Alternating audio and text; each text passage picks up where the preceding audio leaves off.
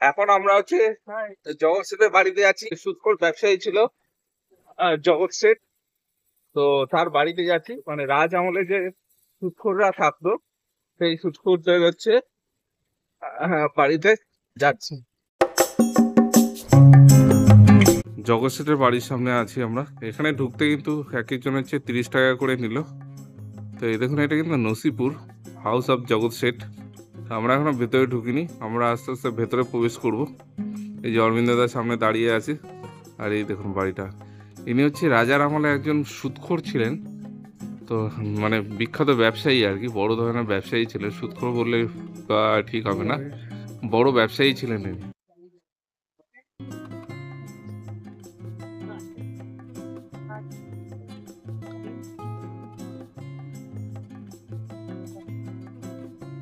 এটা কিন্তু আমি এখন উপরে আছি জগৎ শেঠের বাড়ির।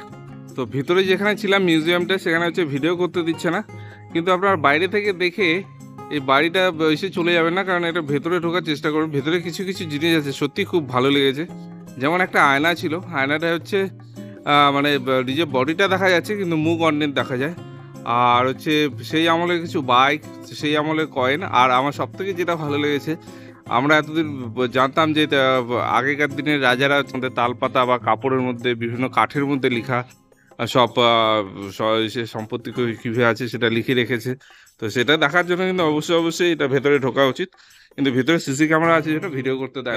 জগৎ শেঠের বাড়িতেই কিন্তু এই যে যেই বিষয়টা পাওয়া যায়, কফি গুড় দিয়ে, খেজুর গুড় দিয়ে না কফিটা, খেজুর গুড় দিয়ে যে কফিটা তৈরি হয় সেই কফিটা পাওয়া যায়। তো সেই কফিটা খাওয়ার জন্য আমরা বসে আছি এখন। তো এই যে ভেতরে হাসানদা আর আমার সাথে যে আছে অরবিন্দদা বসে আছে। তো আমরা এখন কফিটা খাবো, যে খেজুর গুড়ের কফিটা। তো আপনারা যারা যারা আসবেন এই কফি খাওয়ার জন্য কিছুটা সময় কিন্তু ধরে রাখবেন, কারণ এই কফিটাকে কেউ মিস করবেন না। এই কফিটা কিন্তু অবশ্যই অবশ্যই খাবেন। এখন হচ্ছে জগৎ শেঠের বাড়িতে বসে আছি। তো আমাদের দেখা হয়ে গেল, ভেতরে যদি ভিডিও করতে দেয়নি। তো যারা আসবেন তারা কিন্তু মিস করবেন না, ভেতরে অবশ্যই অবশ্যই ঢুকবেন। বাইরে থেকে দেখে যদি চলে যান তাহলে কিন্তু অনেক কিছু মিস করবেন, কারণ ভেতরে অনেক কিছু দেখার আছে। আর সব থেকে বড় কথা হচ্ছে, আমরা তিনজন বসে এখন যেখানে হচ্ছে কফি খাচ্ছি, এই কফিটার বিশেষত্ব হচ্ছে খেজুরের গুড় দিয়ে বানানো হয়। আর কফিটা সত্যি খেতে এত সুন্দর, মানে যারা এখানে এসে এই কফিটা না খেয়ে যাবে তারা একটা বড় কিছু মিস করবে।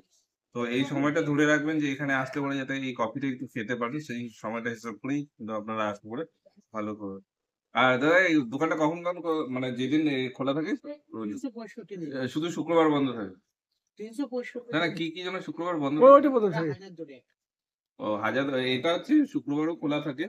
আর হাজারদুয়ারি হচ্ছে শুক্রবার বন্ধ থাকে।